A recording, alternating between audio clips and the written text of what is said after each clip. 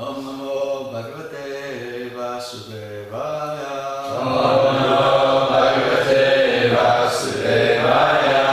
Namo Bhagavate Vasudevaya. Om Namo Bhagavate Vasudevaya. Namo Bhagavate Vasudevaya.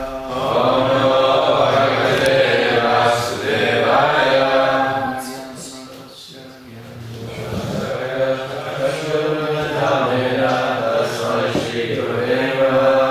Shri Chaitanya Mahavisham Savitamena Bhutale Swayam Rupaya Mayam Danti Svadantikam Vanchakalpatarubhyascha Kripa Sindhueva Cha Patitanam Pavanebhyo Vaishnavebhyo Namo Namaha. Jai Shri Krishna Chaitanya Prabhu Nityananda Shri Advaita Gadadhar Srivasadi Gaura Bhaktavinda. Hare Krishna Krishna Krishna Hare Hare, Hare Rama Rama Rama Hare Hare.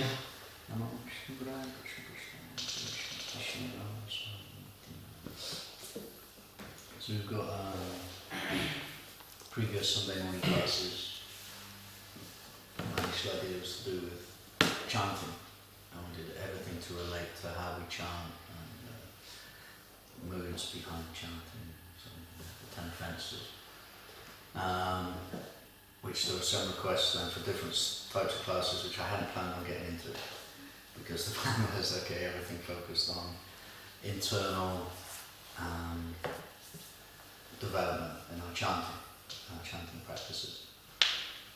Which, while those things relate, they weren't necessarily what I was thinking initially of doing. And also most of the topics that were raised you can find very easily. Seminars on those topics by way more qualified people than me, like the 3 Modes of Nature. You can find a lot of seminars on those that are far better prepared than I ever could, and anything I ever did would be based on those anyway. So we may as well just listen to those. But anyway, with that in mind, we thought, after Prajanya Gopa requested a Sankirtan class, marathon class, I was thinking, with that in mind, how that ties in with our chanting. And I was listening to a podcast the other day, I was telling Shri Ramswami about Cardiff. It was a pre-Cardiff podcast, and he was talking about that, for any event you prepare beforehand. It's not like you just kind of jump into the event and then you think, okay, yeah, the event's starting, what am I going to do, how am I going to think? It's like Pete in his triathlon days. It's not like you just rock up to the event, with a bicycle and a pair of trainers and think, oh yeah, this will be alright, without preparing, training, actually looking at the bicycle and your trainers to see if they're up to the job. It's not like you turn up to a triathlon now with a bike he has. A rusty single gear thing. I wouldn't get very far. So you prepare, and we all do it. You prepare for events. And that got me thinking how Kartik's the perfect month to prepare for Prabhupada's marathon. Now we're lucky here in the West, it's a little different in places like Australia and New Zealand, the Southern Hemisphere, because the mood's a little different. My sister lives in New Zealand now, and she said she never liked Christmas. She hated it. And so she loves living in New Zealand because she said nobody really makes a big deal out of Christmas. It's part of their summer holidays, so everyone's out enjoying their summer holidays. And Christmas is just a day where they all go to the beach and have a barbecue, or you're out in the back garden having a barbecue or something. It's not like a big deal. Here, it's a big deal. You see shops already kind of a month ago was starting to advertise Christmas. I mean, Tesco's by me, they literally started their Christmas displays about a month ago. And so it wasn't, they had a little thing for Halloween, and we were pushing that, but on the side of that they had, okay, here's Christmas. now they're really ramping it up. There's this whole aisles of Christmas biscuits and a whole thing of Christmas decorations, and it's Christmas sweets. So it's kind of taking over. And the Christmas fruit and nuts. Also they're bringing out the luxury nuts that they never had before. So they're preparing for Christmas. So for devotees, it's kind of an ideal situation because everyone's in this mood of they're spending money, so they've either saved or they have more money on them, and more people are out shopping, so the streets become fuller, and people, because it is Christmas in the UK, and I don't know about other European countries, but people do get into this mood of giving. They start thinking of others. Now we may say it's not as prevalent as it used to be, and that may or may not be true, I don't know. But it definitely is a time when people are thinking of others. So all this kind of makes for a great situation for book distribution. Because there's more money out in the street, there's more people out in the street, and they're in the mood of giving. So when they meet a nun, they're like, oh, there you go. And they're in that mood of also having to look for presents. So, technical sides of things, if someone buys a book for themselves, then you can also sell them. I remember once selling one person 7 copies of the Veda book, because they liked it, and I said, well, wouldn't this make a perfect present for your friends then? There's something that you like that you want to share with them, and they were like, oh yeah, they were Russian, I think, Eastern European. And so they went away with 7 copies of that, and then they bumped, this was in Chichester, then they bumped into another devotee around the corner, and that devotee... It's okay, there are 2 devotees already answered.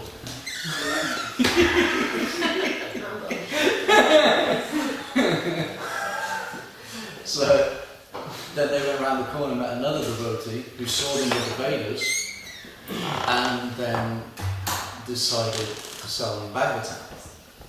So then the guy went away with 7 Bhagavatams. So things like that don't normally happen outside of Christmas because you can't sell a long person the same book like in June and say, oh yeah, buy this for your friends. But at Christmas time they're looking for presents for people. There was a guy in Exeter that was out shopping for Christmas presents for his wife, and he just incidentally bumped. I stopped him. He was like, "Oh, I'm in a rush. I'm out Christmas shopping for my wife." And I was like, "Well, what does she want?" Thinking, anyway, let's see if we can get talking. And he goes, "Oh, I've got everything, but the one thing that she's asking for, the only thing she's asking for, I can't find." And I was like, "Oh, yeah. What is it?" He goes, "Oh, she's wanting this book to do with the yoga called the Bhagavad Gita." And I just happened to have a tub full of 100 Bhagavad Gitas at the time, and 100 Bhagavatas. I opened up the tub and said, "Oh, today's your lucky day." And then he went to go in the tub, and I closed the door and said, "How much is your wife's happiness worth to you?"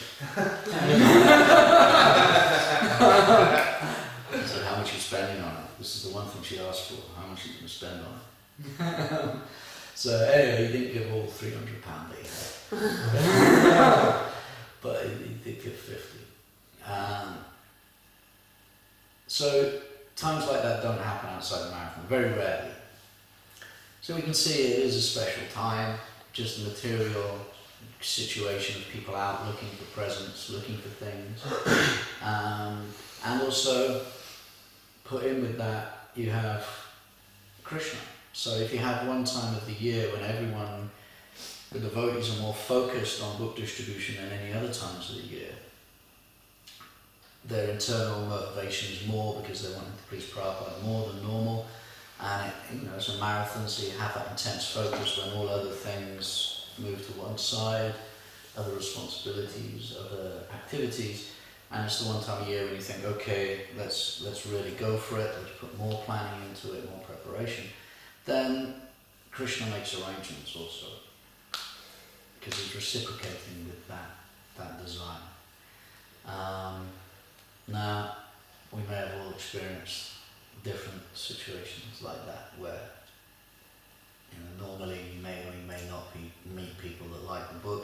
marathon time, the more marathons you do, then the more experiences you have of people actually looking for the books, not just that they happen across it. They look for it. I remember in Plymouth, of all places, Plymouth, which is the one that's down by Exeter, is that Plymouth or Portsmouth? And I think it was Gopal was with me, and he'd gone off to Tesco's to get our burger for the evening, and the shops were all shut, and the town was dead, and it was dark, cold, and I had one Bhagavad Gita left, and I was thinking, okay, well that's it. I was just going to sit down and kind of wait for Gopal to come. But this black-bodied guy was walking down the street, saw him coming from quite a way off, because he's the only guy on the street apart from me, with his headphones in. And I thought, anyway, what to do? He's not going to stop, but why not? And I waited and stopping him, showing him the Bhagavad Gita, and just saying, I didn't even try and explain what the Bhagavad Gita was to him. I said, the monks have been distributing these all day, this is my last one, why don't you take it?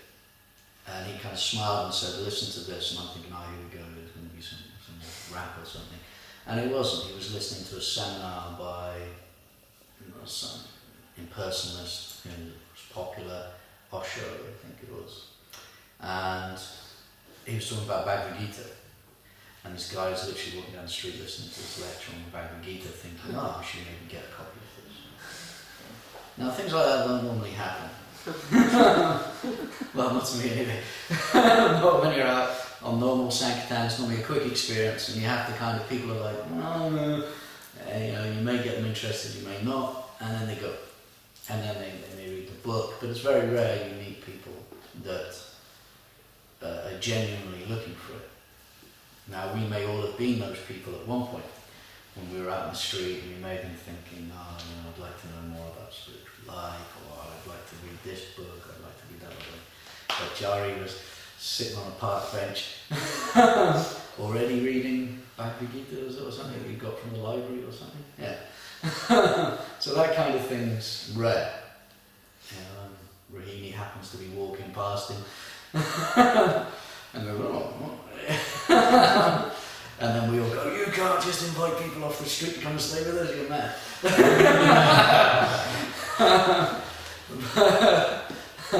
Against our best efforts, Ty Chari's here. So we're fortunate. Those kind of things are rare. Very rare. But we all have experience of them happening. Now they can happen more and more and more and more if we get in the right consciousness. And this is where the preparation comes. I'm not just going to sit here and tell Sankirtan stories. The preparation comes. Now, Kartik is the perfect way to prepare, because in the month of Kartik it encourages us to become more absorbed in Krishna. We become more absorbed in the mood of prayer. We have these nice prayers with the Dandastika, that we're praying for no other boon except service, life after life, birth after birth, and that we don't want any other boon besides that. So that meditation is a good meditation to get into for a marathon, because we're not out in the marathon for any personal motivation. We're not out there for fame, glory. I know we have a competition, but we're not really out there to win it. It may be some incentive in our kind of Kanishta stages, or our beginning stages, when we need some pushing, but that doesn't maintain you for very long, especially if you don't win it. Then it's like, well, okay, not everyone can go out and distribute that amount of books. But everyone being a winner bit isn't the part of, okay, yes, I read more books than anyone else. It's actually that everyone went out and did some books. I remember Srila Ras telling me once, he rang me up on a Sunday. I hate Sunday Sankirtan. And I was having a bad day. And I'd explained to him before how I never do well on Sundays, and he said he never used to either. And I said, yeah, he rang me up because how's it going? I said, I'm having a bad day, and he just, before I could get into complaining, he goes, there's no such thing as a bad day on Sankirtan. So in other words, Sankirtan is just great, whether you do one book or whether you do 1,000 books. It's great. There's no kind of bad day. Now, to get us into the correct meditation for that, the preparation requires some effort on our behalf. We have to get into that mood of prayer. We have to start understanding the correct mood we should be in as servants. Now, we should be doing this all year anyway, but during the marathon it gives us that opportunity to go deeper into our japa, because the marathon is more intense. Most of you have experienced some kind of marathon. For some of you, maybe your first marathon. I remember my first, I didn't manage the whole month. I think 2 days beforehand I just couldn't go out anymore. My mind was being like, can't cope. After a heavy day in Bristol. Yeah, Bristol broke me. But like, that's it, I'm off to my dad's. I need some love and care. I can't cope with people anymore. The early mornings, late nights, and the constant like. Ugh. But then the next marathon after that was a lot better. And we've all had maybe good, bad marathons and different marathons. Now, what helps us cope with this and be able to do it, perform the austerity, because it is, I'm not going to lie to people, it's hard work. You know, you get up early, you chant your rounds, you're out on the street from 9 o'clock, or at least you should be. Sometimes even earlier, depending on how you're doing Sankirtan, where you're doing Sankirtan. Srila Parbhupada just encourages that, okay, if you want to do a certain school, you have to work out how to do it. And if people aren't on the street at a certain time, then find out where they are. So you're saying, okay, if you're living in a town like London, well, where are people at 8 o'clock in the morning? They're on the tube, so you're like, okay, so go to the tube stations. And he wasn't kind of like, oh yeah, this is the time that we do because that's when people are shopping. It was like, no, you find out where people are, and then you go there. I remember telling one devotee who had finished during the marathon at 5 o'clock, and the devotee said, oh, well, the street was dead. And Maharaj just turned round to him, and this is on a podcast, unfortunately for that devotee. Maharaj turned round to him and said, well, look, this is a marathon. 9 to 5 is normal Sankirtan. Marathon means you're doing something extra for Prabhupada. So he said, well, if the streets are dead, then you go to the service stations, you go to the bus stations, you go to the train stations. There's all these other places to work. So you could see Maharaj's mood was like not going as 9 to 5, it was like, it's the extra effort to try and please Prabhupada, to give out Krishna consciousness. The opportunities there to do more than normal, so take advantage of it. So you find out where people are. And Krishna reciprocates with that. And Satnam and myself, we were in Gloucester, and Gloucester was dead at 5 o'clock. So we thought, I mistakenly thought Cheltenham had late night shopping, so we raced over to Cheltenham to find out Cheltenham didn't have late night shopping. But we thought, anyway, we're here. And we just, for an hour, an extra hour and a half, we just stopped where I was out on the street, and it happened to be that there was a big show on at the theatre there, and there was all these very rich people all dressed up in their tuxedos going around. And in that hour, we both did very well, because they were rich people for a night out and flashing the cash, even though it was dead. So we just took that as, well, Krishna's reciprocating with this desire at least to try and find people and go out of the way instead of thinking, okay, you can go home now, the streets are dead. There's other times when I did go home. But no, something different. But the thing is, we can't act like that without the preparation. So if we start preparing my better marathons from personal experience, the better marathons I had, and by better I don't necessarily mean score-wise, I just mean consciousness, that I didn't come out at the end of the marathon thinking, I can't do this anymore. Then I came out at the end of the marathon thinking, I don't want this to end. Well, when I would prepare or start preparing in October, sometimes in September, by the lectures I'd be listening to, by the prayers I'd be focusing on during japa, by the mood I would try and generate within myself. So we can all do that now. I mean, it's already November. So if we haven't already started preparing, we should, because you can't just jump into a marathon. A sprint you can get away with. You can sprint. You might not do well, but you can kind of, it's not, you can get away with it. But a marathon, I don't know if anyone here has run a marathon or done a marathon.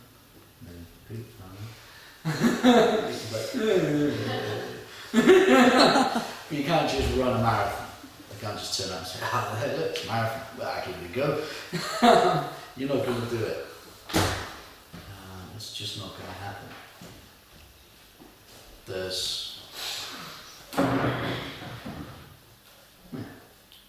You just can't.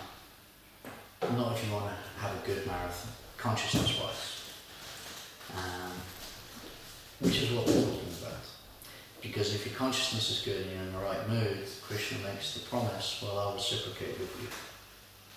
So, if we are in genuinely the right mood, Krishna reciprocates. That may be with a score, or it may be with an increase in your Krishna consciousness. He doesn't say the way he is going to reciprocate, but he says he reciprocates, which ultimately ends up with you being more Krishna conscious. If you're more Krishna conscious, well, Prabhupada would be pleased. This is a golden marathon. So I got this nice little book, which I'm going to read a couple of verses. Some of you may have seen this or have heard these quotes I'm going to read. Some of you may not have. There was the text messages from the 2006-2007 marathon. So text messages from 2 marathons that Srila Swami was sending out to different devotees.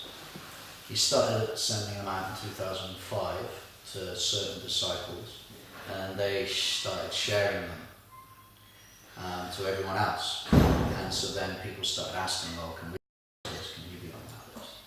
So then, those actually 2005, 2006. So then when it came to 2007, he had organised it so that he would write a text message and then one devotee would send them out to all the devotees that were on his list. But I remember 2005, 2006, it became a thing that you would get them early morning. Like we'd get on the street and you'd have the text message at like 9 o'clock. So I remember me and Radhi kind of like, standing on the streets of Exeter, like waiting for the text message to come through. Okay, what's our motivation for the day? What's our meditation for the day? How are we going to focus on Sankirtan today? And it really did change your mood. I did literally those text messages in the marathon changed the way I looked at Sankirtan, changed the way I looked at the japa, and changed the way that I looked at the marathon. From something that was, basically, we're trying to please Prabhupada, to very much more of an internal meditation during the day of trying to develop the mood of being the selfless hand by which my guru could preach. So they're very, very nice. I'm not going to read them all out because there's quite a few in here, and the ones that are in here aren't all of the text messages that he sent, but they were the ones that I found particularly inspiring. Anyway, I'm going to read a few of them because they help, and I put the text messages as well to be as the marathon goes on. So it's the start of the marathon, the middle, and then the end, and for different motivations to keep us going. So they don't necessarily run in a chronological order. They're the ones that I felt got me in the right mood. They may help you, they may not. Not guaranteeing anything. But they are nice, and then we're going to talk a little bit about the meaning behind them. So the first one, which is what Maharaj often says, but it was a real message for the 2006 marathon and previous ones, but he was really pushing it in 2006, this mood of don't get in the way. In other words, that we're all trying to be via mediums by which Lord Chaitanya's mercy can flow Prabhupada talks about it a lot. That when Prabhupada gets glorified for what he's done, he says, no, I did nothing. I was just the instrument by which my Guru Maharaj got to preach. So that's the mood we're trying to develop. We're trying to be the instruments by which Prabhupada's mercy can flow. Prabhupada's mercy being his books. There's lots of quotes where Prabhupada says, if you want to know me, read my books. But, he says, there's quotes where he says it's his mission to, he came to the material world to write his books. There's very famous verses and conversations which Radharaman quotes a lot, where Prabhupada openly talks about how Krishna, when Prabhupada said he didn't want to come to the material world, that Krishna told him, no, you have to come because you have to write these books. So very much Prabhupada's books were the centre of his movement. If you look in the 7 purposes of ISKCON, he mentions books more than anything else. In the early days of ISKCON, we have a very nice established program now, but where we have a nice sadhana practice and we have ISKCON standard throughout the world of Mangalarti, Tulsi Puja, Japa period, Guru Puja class. But before that got established, book distribution was established. So book distribution actually came before what we would understand as the normal ISKCON setup of a temple. So Prabhupada was pushing book distribution before anything else. You read about Prabhupada before he set up ISKCON, going on trains in India trying to get people to buy Bhagavatams himself, and printing Back to Godhead and going out and selling it in the streets of Calcutta and Delhi and Mumbai just on his own, selling Back to Godhead to get money for his movement. He wasn't necessarily just saying, okay, I'm going to set up life membership and we'll have all this money coming in and I can sit and give classes. He's going out in the street and the trains to just give anyone and everyone Krishna consciousness. Bear in mind, he wasn't a young man. Even at that point, he was old. So we can see in our history that tradition of distributing Prabhupada's books was there before anything else. It was so important to him that he set up BHT as a separate entity to ISKCON. So that even if it's, like he said, even if ISKCON fails, which is something we can't conceive of, but Prabhupada wasn't sentimental, even if it fails, his books would still be printed. They would still be there.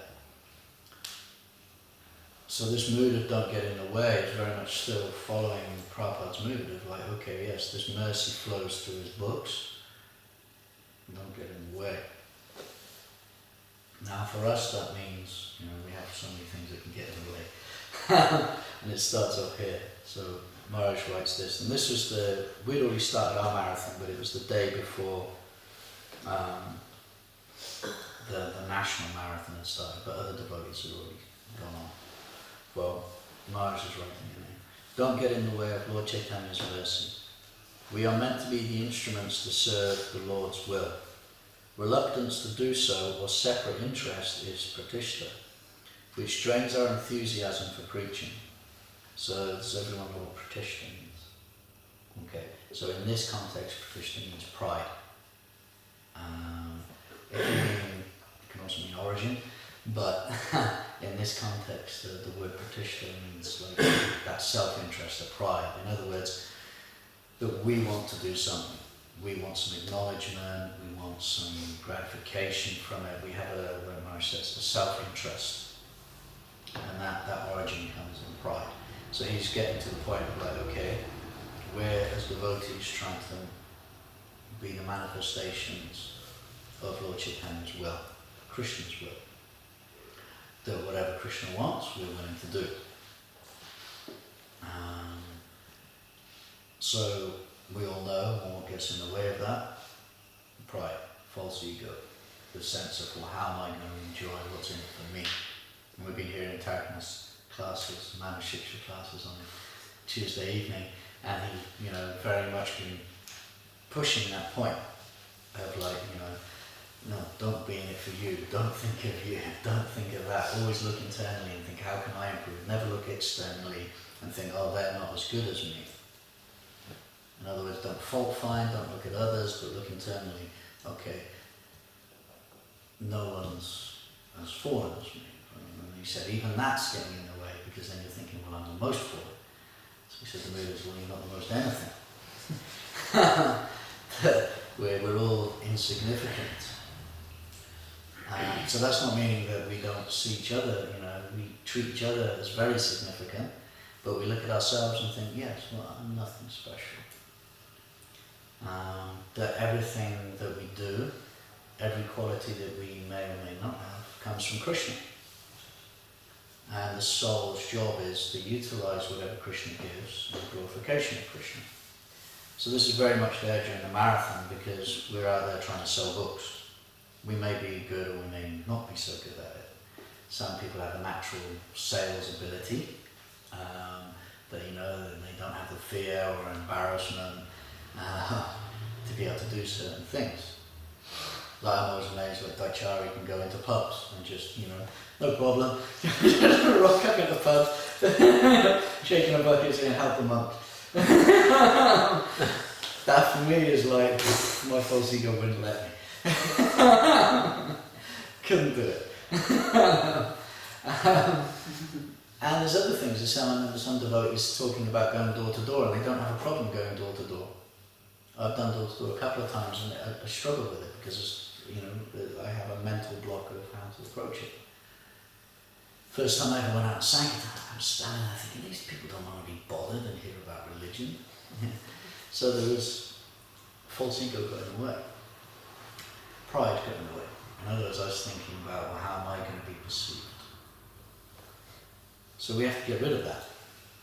And when we're out in the marathon, we have to have this sense of being the instrument to serve Prabhupada's mission. And in the marathon, that means the instrument by which books can just flow out. So that's one meditation for us. During our japa, we should be praying, intensely praying. If we're not already, please let me be the instrument by which your mercy flows. I remember hearing about one Mataji in New Zealand, I can't remember her name. And she's one of the older devotees there now. Very, very good preacher, successful preacher, and cultivated and made a lot of devotees. And she got asked, how do you pray? And she said literally for her japa every morning, which she took super seriously, was that she was just praying to Krishna that she could be an instrument by which, the devotees came to him. So she was praying for that mood. Let me be the instrument by which we can make devotees. So she wasn't praying in that mood of like, I want to become famous for making devotees or become proud of, look how many devotees I made. But she just wanted to be that instrument, that her heart would remain pure and clear, that Krishna could, when he's sending people, that she could be the instrument by which they would become devotees. Now, we should all be praying like that. And her success isn't a prideful thing. It shows the clarity and the lack of pride and false ego that was there in her prayer, that she was doing it with genuine humility. In other words, not without any self-motivation, that she genuinely was wanting to become Krishna's instrument. Praying like that, Krishna reciprocates. And she became Krishna's instrument. So, Maharaj says in a reluctance to do so, a separate interest is pratishta, which drains our enthusiasm for preaching. So, pride, pratishta, means we become less enthusiastic. So during the marathon, enthusiasm is a big deal. Because there's days when you don't want to go out. The first day of the marathon, everyone always does alright, because we're all excited. It's Prabhupada's marathon, everyone gets G'd up, and with japa, I always remember the japa on the first day of the marathon is always great, because you don't think it's the marathon, come on, Prabhupada. Oh, please, Prabhupada, the marathon, everyone does great. And the second day, you're absolutely shattered. Because you've gone from a certain intensity, mental intensity, physical intensity that you're used to throughout the rest of the year, to a lot more. Your mental intensity is more, so it drains you. So you go out and you're like, oh, and you count up and you think, yeah, and the next day you're out and you're like, oh, really? I'm not sure I can do this for another 30 days. It's intense, though. So, if you have pride, then that it drains you even more. But if you can get rid of that with this sense of I don't want to get in the way, I don't want to get in the way, I want to be the servant, I want to be the via medium, then that enthusiasm just grows and grows and grows. Because the internal meditation of that increases throughout the day because you're praying for that, please, all day. You're thinking, okay, I've set the standard for a month now of preparation before the marathon, this is how I'm praying. Then you're out in the street and you're still praying like that. Please let me be the instrument, please let me be the instrument. Every book. And you're thinking, every book, you're thanking Krishna. Like, okay, I've given out this book, this is a wonderful thing, thank you Krishna for allowing me, thank you for making me your instrument. And then keeping that prayer going, okay, the next book, and the next person, let me be the instrument, let me be the instrument. And all day, so to keep that going is intense. It takes a lot of energy, but it creates enthusiasm, so then you're able to carry on for phenomenal hours sometimes. I look back and I think, how was that even possible? And you read stories about the early days of the marathons. When they weren't a month long, they were only a few days long, but the devotees didn't even sleep. There's this one story in Prabhupada Lilamrita where one devotee goes out and he thinks, he's coming back in his Mangalati time, and he's thinking he's the last devotee back. And he's hammering on the door thinking, why isn't anyone answering? And then somebody eventually answers. And he's thinking, oh, all the devotees must be asleep, or where's Mangalati? And then he gets told, no one else is even back yet. So he was the first one back. So he'd been out from 8 o'clock in the morning, all day, all night, and had come back in Mangalati time, and he was the first devotee back. And so he says, he took a couple of hours rest and then went back out again. And that was the first kind of marathons where 3 days leading up to Christmas, devotees would just go out, they wouldn't sleep, they would eat very little. No, you can't do that for a month. Yeah, might be able to do it for 3 days, I don't think I could, but certainly definitely not a month. But you see that intensity isn't there any other time. But if you have that intensity of preparation beforehand, you can do it. So then on that second day of the marathon, you geared up still. And then when it goes on and on and more and more and more, you don't want the marathon to end. You want every day to keep going.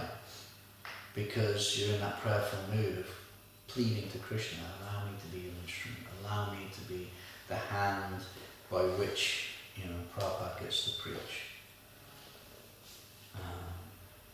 Without the lack of enthusiasm.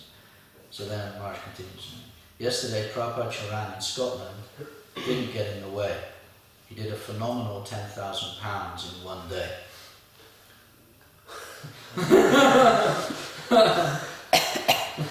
So, anyway, I'll carry on and I'll explain that, because we're talking about preparation. There is no limit to what Lakshmi we can collect or how many books we can distribute. It requires pratishtha hina, in other words, no pride. So keep this mantra in your heart, don't get in the way. So Prabhupada Charan used to go to businesses, but this particular £10,000 donation is that he prepared that business for maybe 12 years, and they started off giving a small amount, but he would go back, cultivate, and then he got it to the point of okay, at Christmas time, these businesses knew he was going to be coming. And he wouldn't go and see them throughout the year. And he would keep, send cards to them, or pop in and see them and say hello, give them a gift, but not ask for any money. Just to maintain that relationship all year round. So at Christmas time, he could go to them and say, okay, now I'm coming for money. So he'd go and see them once a month, this business, build up the relationship. So at marathon time, he could be like, okay, here we go. Now this one particular business, they actually start factoring in the donation to Prabhupada Charan into their budget every year, because they knew he was coming at Christmas, because he had prepared them for it for so many years. and he had not got in the way. So he said literally their first donation was like £5. But he kept on going back and back and back and back and cultivating them and speaking with them. And, you know, so he'd go and see them for 11 times throughout the year. And then Christmas time, he'd rock up and they'd be like, okay, here you go. They'd sign the cheque, and over the cheque, and it's like, boom, there you go, £10,000. What this text doesn't say is that because he knew that business was going to be like that and it wouldn't take very long, he would also go out on the street one day. And that day, he also did £1,000 on the street. Just normal. And this isn't, 2 days before Christmas when everyone's shopping. This is November the 29th. So, just right at the start. So you could see very much that at this point in time, this devotee, he wasn't getting in the way, as Maharaj says. He didn't get in the way. And this wasn't just a flash in the pan, he would do this year in, year out. And he would regularly, if he was out on the street, be able to do these big scores. And he wasn't scared to ask people for money. Like he'd give one bag of time, and then he would just ask people, like, okay, well, you seem like a rich guy, and point out the signs of the guy's opulence, and they say, you can manage this. You're a rich guy, you can show your opulence. And then he would say, come on, it's Christmas. How about helping a little bit more? And he would do it in such a nice, charming way, not in a bullying way, that the people would be charmed into being, okay. and almost like, I'd seen him literally get, £100 off a guy that started at 20. And he would just charm the guy into giving more and more and more for the one book, and then he would increase it, and then the guy would be walking away with a stack of Prabhupada's books. Walking down the street with these books, a walking advertisement, and £100 lighter in his wallet. And the guy would be happy about it. It wasn't then the guy who's felt pressured into it. Sometimes when as devotees say, double it. You should double it. It's Christmas, you got to double it. Come on, give more. And people are give more, I can afford, leave me alone. No, he wasn't doing that. He was charming them and doing it in such a nice way that he wasn't saying, you have to do this, or I want this. It was like, if you want to, you can do this. And if they didn't want to, the times when they didn't want to, he'd say, okay, thank you for what you have given, that's amazing, that's brilliant, thank you. And then he would still give them some extra whatever. He wouldn't be like, you're in Maya, you want to enjoy your money. No, he would just be, whatever they gave, he'd be thankful for, let them know how thankful he was. So they'd go away happy. Because the last thing we want is people to go away because we're thinking, I have to do a score, I have to not get in the way, I have to do lots of books, lots of action. And the people are walking up down the street thinking Hare Krishna. Not stopping for them ever again. Complaining. We don't want that. It's not worth it for most of us. It's a case of an extra £5 or something. That's nothing. But he would do it in such a charming way that people would be happy. That's not getting in the way because people are getting their Lakshmi engaged in preaching, and they're going away with some books, and they've had a nice exchange with a devotee. So they're happy about the fact they've just spent £100 and they're coming away with some books. They're happy they're walking away with having had a pleasing exchange, which they weren't expecting. That's not getting in the way. When people go away with an unpleasant taste in the mouth and they're not happy, that's getting in the way. So when they can do it, and they're happy and it's done in a nice way, then we know that's not getting in the way. And we've had experience of that as well, probably all of us, where we have a certain situation and for some reason we say something and people go along with it and then they end up taking more books, giving more Lakshmi and being happy about it. We may have also had the experience when we've tried pushing people and they're not happy about it. So we remember, okay, we want the happy, not the not happy. And the not happy isn't their Maya, it's our Maya. It means we're too attached. It means our pride's got in the way. But we've gotten in the way. So that's why Maharaj was really pushing this mantra, don't get in the way. And he was heavy about it. I remember all that year, it was like every conversation, don't get in the way, don't get in the way. We got to go to Hungary because they used to do Holy Name camps in October. And I remember this particular marathon, he was just talking about, in the Holy Name again in October, he was just talking about marathon and talking about book distribution. And he was just talking, don't get in the way, don't get in the way. And everything he was talking about was about the marathon. And this was in October. So Marge was already preparing for in October, get in this mood, don't get in the way, don't get in the way. So then the next text, which was actually from the day before, he's put, I am in Kaz, sitting in a cold house with no water amidst a destroyed village. And I am thinking, what an adventure. Don't we devotees live exciting lives? It's wonderful, never boring. And you're going out today and will change the destiny of the lives of thousands of people. Isn't it exciting? This is the life, prana achayara, real adventure. And just meditate on that. I've been requested, blessed, and empowered to change the course of 1,000,000 lifetimes karma of these people. And by giving them Prabhupada's books, I will do it. Wow, how exciting, what a life we have. So if we're going out, we realise that's what we're doing. It's not about a score. It's not about some tally on a list. It's not about whether we get recognised by our peers. This is the point, that just as we've been saved by Prabhupada's books, that now we're going out to share that with other people.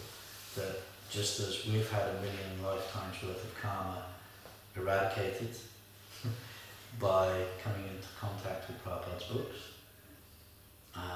that we can do the same for others. And that's compassion. It's one of the qualities of devotees, isn't it? When you develop humility, a natural quality that arises from humility is compassion. Because when you get rid of pride, then you stop thinking about yourself and what am I getting out of this situation? So then the mood of exploitation disappears. And you start thinking about other people. And then when you start thinking about other people, you start then feeling compassion because you see their suffering. And then you can look out at the world, and even though people look like they're enjoying, I remember in my early marathons, you'd be out there. I used to like to party. So I remember my first or second marathon maybe, being out there late night in Cardiff on a Thursday at kind of 9 o'clock at night, and you've got these office parties going past and people are like having a good time in their nice clothes and they're having fun. They're not like sprawled out in the street there puking their guts out. They're just at the start of their great night where they're having fun, and I used to think, oh my God, look at that. I'd be freezing cold, tired, body would be aching, everyone battered, not getting anything of this, why, and there's all these material opulence and enjoyment going on. And we think, oh, that's enjoyment. Yeah, they're happy. Look at them. And then they come and you hit them up, yeah, come along with us, come on. And you're over there, and you're horrible, brain mac, and you say, no, I can't party, I want to do this.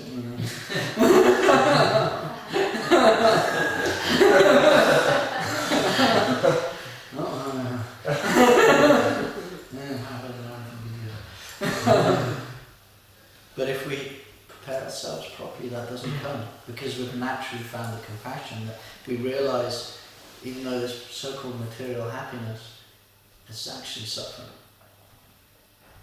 That they have no other shelter apart from alcohol and intoxication and illicit activities, and all that shelter is doing is making things worse.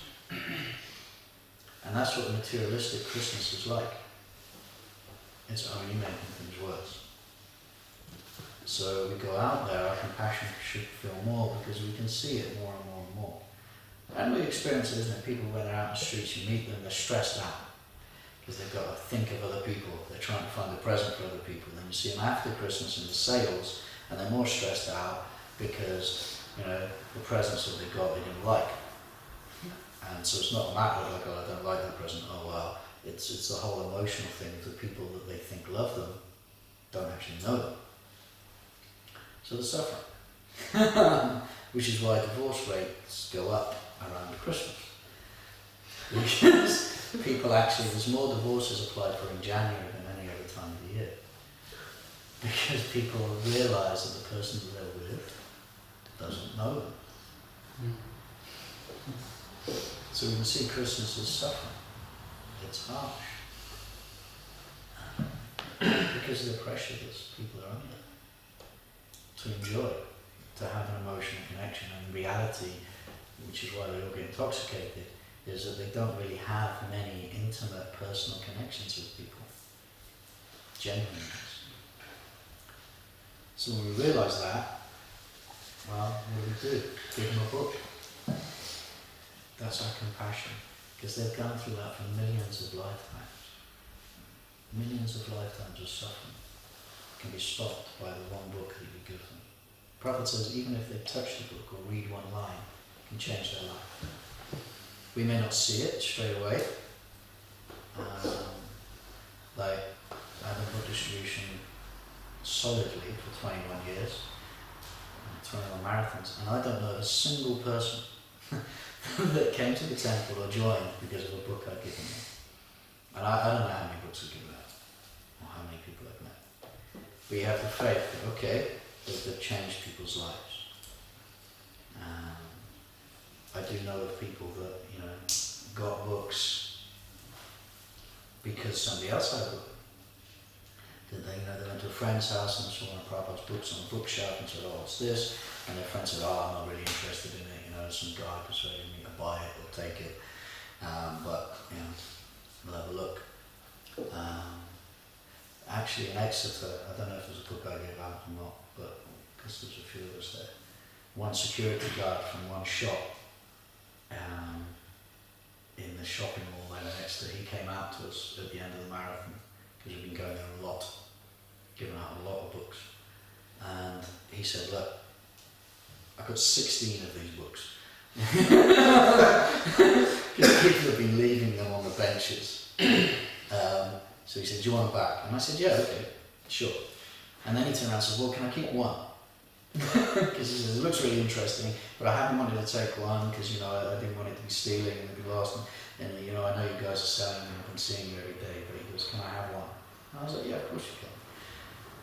So he was happy. And then somebody else found one on a bench in Exeter, same marathon, and they came back saying, look, you know, our friends got these books the other day, we were seeing them in college, all my friends are reading them. We just found this on a park bench. We thought we'd better return it to you, but we'd really like to have a copy ourselves. So they had it. So it may not be that, yeah, the person we've given the book to reads it. It may be somebody else reads it. But we should have the faith that Prabhupada's making this statement. Okay, you know, these books change people's lives. Marge is making a statement here. You know, you change the course of 1 million lifetimes worth of karma by giving someone a book. So if that's not enough motivation to go out, I don't know what is. But if we're praying for that now during Cardiff, if we're actually, you know, Krishna says during Cardiff, any petition that we give him, he's, 1,000 times more likely to reciprocate with, because it's right around his month. So how we chant our japa, isn't it the promise that the chanting of our japa has 1,000 times more benefit of any other time of the year? So if we're chanting our japa in the mood of, I don't want to get in the way, please let me be the instrument by which you preach, please help me become a via medium by which 1 million lifetimes of karma can be eradicated, well then that has 1,000 times more effect during this month than any other month, because right around this month. So instead of us thinking, okay, you know, give me more purification, or chanting like, oh, I want more benefit, if we're chanting like this, then that we're already in that mood of not getting in the way, because we're not chanting for our own benefit. We're already thinking about the benefit of others. So then that increases that mood. By the time we get to the marathon, our moods increase. Because if we're genuinely praying in this mood now, 1,000 times more increase. Which means Krishna's going to reciprocate that mood 1,000 times more. Wow. So the preparation now in the month of Cardiff is perfect for the marathon, because we can get into the mood, the reciprocation is more likely, which means it's easier to get into that mood, which means when we get to the marathon, I don't want to say it'll be easier, but we'll be in the right frame of consciousness. So we won't suffer. We'll find the marathon enjoyable. Not because we're doing big scores, but because we're in the right frame of consciousness, we're in Krishna consciousness. And then we have this realization that it's actually a very exciting life. We do things that most people don't do, we have experiences that most people don't have, we visit places most people don't visit. I was joking with someone the other day that at the yoga show, because for some reason we got talking about all the different cities in the UK I visited. And I kind of said, yeah, and I wouldn't be able to tell you much about any of those cities, except where the bathroom is and where Marks and Spencer's is. Because the Sankirtan, that's what you're thinking about, okay? There's the high street, there's Marks and Spencer's, there's the bathroom.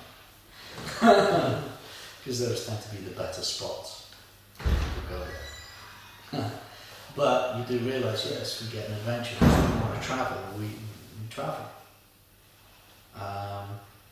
Going in motorhome, I was reminded this morning the boiler in my flat, my house was gone, so it's cold water. So I had cold shower. But I was thinking, okay, it reminded me of travelling Sankirtan in motorhomes, where we didn't have hot water, we had cold showers, or even showers outside with a hose. And actually you look back on your life and you're thinking, yes, most people don't experience this, and it is an adventure. When you look back on kind of, if you're at college or university days, or you go away on labs or ladies' holidays, you look back on the things you did with either amusement or that was fun or affection. So I was looking back at a time when I probably wasn't that happy about being in a motorhome and having a cold shower outside in the dark. But looking back thinking, actually, these were good days. It was fun. It was exciting. I was thinking, most people don't have that in their life, where they get to have all these different experiences. They have humdrum, boring lives, generally. Yet as devotees, we get every day to have actually quite exciting lives and do things which most people find exciting and amazing. But for us, they're just every day. We'll celebrate. So it becomes normal, because the people we're associated with will celebrate. So it's not really an issue after a while. It's not that amazing. It's not like, at breakfast time, we sit down, have prasad, and the devotee next to you turns around and says, hey, I'm celebrating. And I go, wow, really? But when we meet people, the fact that they're meeting a monk or a nun blows their mind anyway, because they're like, what? Do they even exist? And I remember one girl in Truro, she just gave me £30 just because I was sober.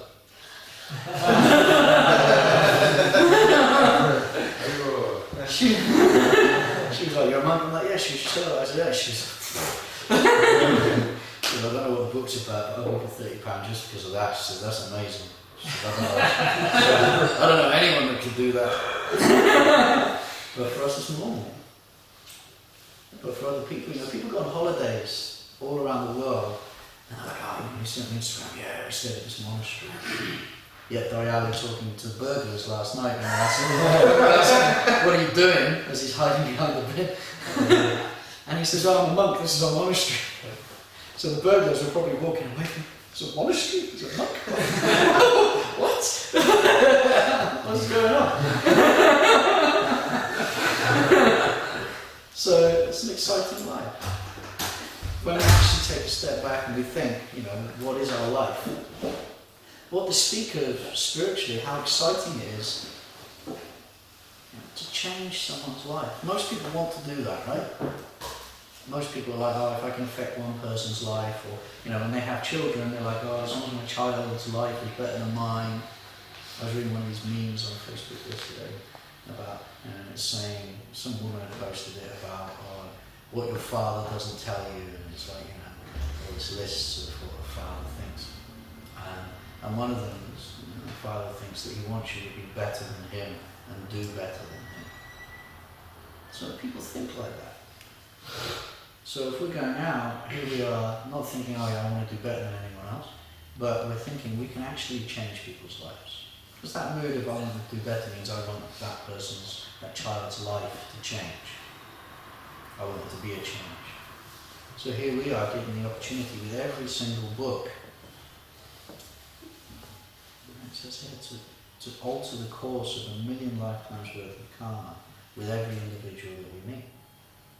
That's amazing. To have that opportunity, to affect that change in somebody's life. Materially, we don't get the chance to do that. Only very, very exceptional people get the chance to do that materially. You know, maybe someone like Bill Gates can affect the lives of people, but it still costs him millions and millions of dollars every year to try and do it. And the effect isn't that great. He may, you know, some eye surgery or make their life a little bit better, but not really that much better. You know, they still have all the problems. Yet we get the opportunity every day, more so during the marathon, to change someone's life forever. Not just for an hour, not just for a day, not just for a lifetime, but for eternity. Which is an amazing thing. There's that famous phrase, you teach a man how to fish, you know, he'll eat. You know, give a man a fish to eat for a day, teach him how to fish, he'll eat for a lifetime. Well, this goes even further. It's not just one lifetime you can affect, it's the soul's destiny. So by giving someone a book and receiving it, our meditation now is that yes, we want to be that change in people's lives. We're blessed by the opportunity to do that by Krishna. Remember Maharaj saying once, I'm going up to him after one of these Harinam weekends in Hungary, and I said, oh Maharaj, we were saying goodbye, I said, oh Maharaj, please give me your blessings that we can have a good marathon. And he turned around and said, well, the fact you're going out in the marathon is a blessing. So what more blessings can you possibly have? Because you have this opportunity to change someone's life and to please Krishna. So, what more blessings can you need? That's rare. Rare opportunity. Now we may do Sankirtan every day, we may not, but we may forget how rare it is that it actually happens. And we forget how rare it is that somebody, because we hang out with the village every day, we forget how rare it is that somebody gets that change. Like when we're out in Sankirtan, you know, so many people say no, right? You walk past, you stand out there, you get rejection after rejection. And that affects us when we have that pride, this pratishtha. Because people aren't reciprocating with what we want. We want them to stop so we can do a book, we want to have an easy day. People say no, we don't like it, because well, we want them to do this, and they're not doing it. Well, we want them to. So that's where we get mental. Instead of focusing on the one person that did take a book, and thinking, wow, that's phenomenal, that person's life has changed. Now, please Krishna, send me somebody else whose life can be changed. That gets rid of that pride. Because all of a sudden we're thinking about others, not ourselves. Not trying to get people to make, do what we want them to do. I always remember there's more when I did have to go to Bristol. I really don't like Bristol. But I have to remember, like, okay, I'm getting smashed. But anyway, one person, just one more person, Krishna, just one more person, please. Then it'll be worth it. And I never did live in Bristol. But thinking like that, you think, okay, it makes it easier. And so then you're looking for that person, please, Krishna, please help us. Let me be the by medium for one more person to change their karma. Not because I want an easy day, not because I want to score, but just because I want to be, you to be happy. I want my guru to be happy. So we've got, end on these two, which are very nice. So this is again from Maharaj's text. He says, "Dear devotees, the marathon has begun. This will be our quote for this year's marathon. Learn it, meditate on it, get strength from it." Now I did know this, but I realised this morning, this is like 12 years ago. No, I don't know it anymore. It also made me feel very old, but this was 12 years ago. Anyway. Brajavasi Gana Pracharakadana Pratishta Bhikshuka Tarinahasara Prana Achetara Sehetu Prachara Pratishta Hina Krishna Gatasara. And this is the translation. The residents of Vrindavan are the real object of preaching. They do not aspire for false prestige, nor are they devoid of life, as are all the false renunciates. Those who have spiritual vitality can preach and instill spiritual life in their audience. Preaching is the symptom of vitality. One who preaches the message of Krishna consciousness is devoid of hopes for prestige. Now, next text. Those devotees who preach Lord Chaitanya's message, who distribute books, are engaged in confidential services to the divine couple. Increasing the circle of their associates, at the end of this life, these preachers enter the eternal pastimes of the Lord as one of their intimate associates. 30 years ago, I was distributing books in Minneapolis airport. I sold a lady a Gita. She was very sad and morose. She returned an hour later and said, "The doctors at this clinic have told me I have cancer and I only have a few months to live. I accept that I have to die, but until now, my life had no meaning. I read some of this book and now I can put the rest of my life to good use, learning who I am. Thank you." Then she kissed me on the cheek and went away. So we have the two things here. One, that Maharaj is saying that if you preach, if you give out books with this mood of being devoid of prestige, in this mood we have before, this vitality, this enthusiasm, this desire to be the via medium by which Lord Chaitanya's mercy can flow, by which Prabhupada's mercy can flow, that with this compassion, if we do this in this way, then he says it's guaranteed that we'll become one of Krishna's intimate associates. I remember one text he sent to me, and it was towards the end of the marathon, very nice marathon, and I've been talking and texting to him through, and then he sent this text at the beginning of a morning where me and Radhikesh had gotten lost the night before, so we'd arrived at our travel lodge very, very late, and it was towards the end of a marathon, and it was in Reading, and Radhi had booked a travel lodge which we'd never stayed at before, that was in some obscure part of Reading. We travelled around looking for it, and I remember being exceptionally grumpy that evening, more than normal. And poor Radhi had to put up with it, but I was like, okay, I'm fine, alright. And went to bed at about midnight.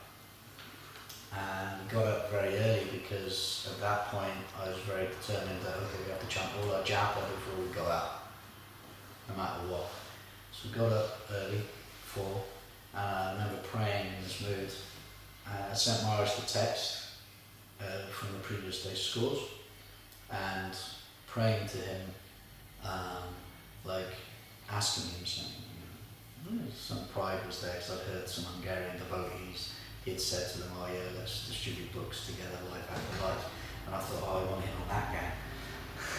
So I remember texting him saying, "Oh, please give me your mercy that this will never end, and that I can distribute books with you if you so choose, life after life after life."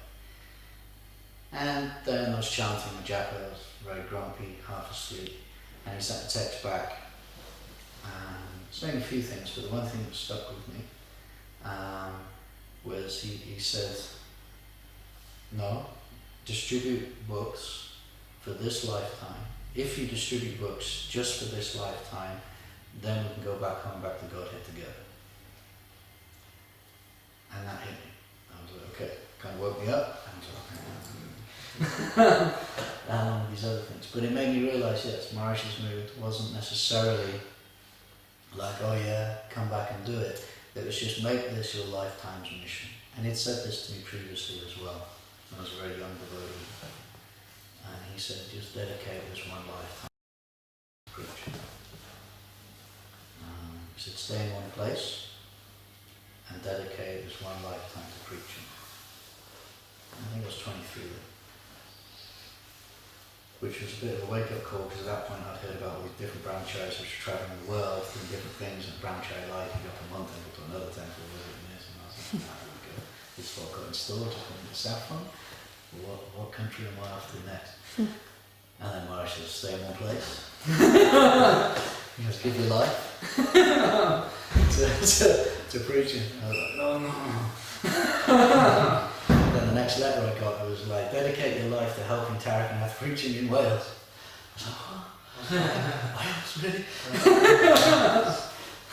So, but it instilled in me this idea, and then reinforced later on with this marathon text. Yes, just this one life, and then you get to go back home. So that's quite an amazing thing. That's not, oh yeah, life after life or many, many, many births. I'm saying, you know what, just preach for one life. Then you become an intimate associate of Radha and Krishna.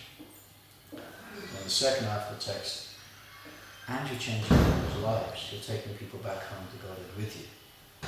So you're not just saying, okay, I'm doing this for myself. Actually, if you're in the right mood, whether you go home or not doesn't matter. But you know that, okay, you're changing people's lives. You're putting them on the first step back home, back to God. You're saying, gets us to the next.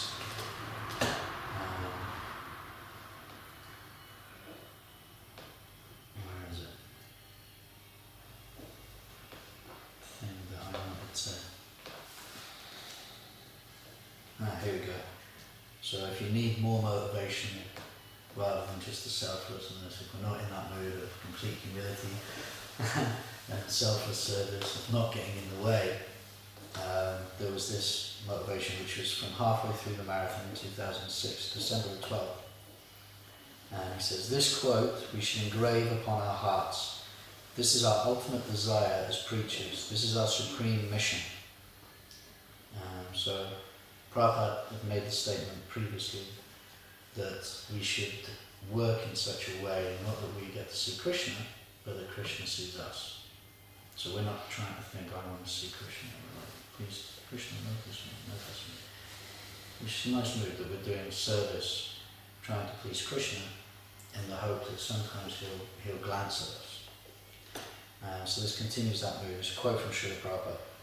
Prabhupada says, the people might not understand our message, but Krishna will be pleased, and that is our mission. They thought Jesus Christ's mission was stopped. They killed him, but his mission was attained. He preached for 3 years only, but so many followers came. He pleased Krishna. We must not be disappointed that no one is here in Krishna consciousness. We will say it to the moon and to the stars and to all directions. We will cry in the wilderness, because Krishna is everywhere. We want to get a certificate from Krishna that says, this man has done something for me. Not popularity. If a pack of asses says you were good, what is that? We have to please Krishna's senses with purified senses. Chant aloud this mantra of Srila Prabhupada. We want to get a certificate from Krishna that this man has done something for me. Isn't that wonderful? Everyone go and get their certificate in this marathon. So, that was 2006, but it's still applicable now. That during the marathon we can go out and see, okay, we want that certificate, that we've done something wonderful for Krishna. And that doesn't require big numbers of books, small numbers of books. It means the mood in which we've done it. Right? The quote that Maharaj gives, Prabhupada is saying, even if no one is hearing, we tried with all our heart, with the right mood, and then Krishna sees that we tried. And that's the doing something wonderful. Then we get the certificate. So, if all the other moods, meditations aren't enough, at least we have this one, that pray to Krishna. Start praying now. Please, I would like this certificate from you. Please empower me that I can do something that requires us to get this certificate. And then on our tough days, we think like this, yes, we want this certificate from Krishna. We want that. That's the certificate we want. That yes, this devotee's done something for me. And with that,